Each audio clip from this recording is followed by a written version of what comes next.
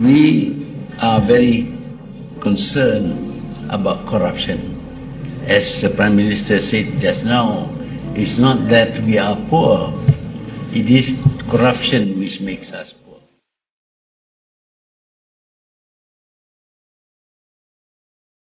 You say things which other, sadly, and I say sadly, other Muslim leaders are scared to say.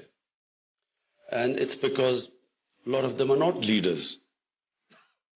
They are office holders. Leaders are the ones who have an ideology, who have clear stand on moral issues, and who take positions.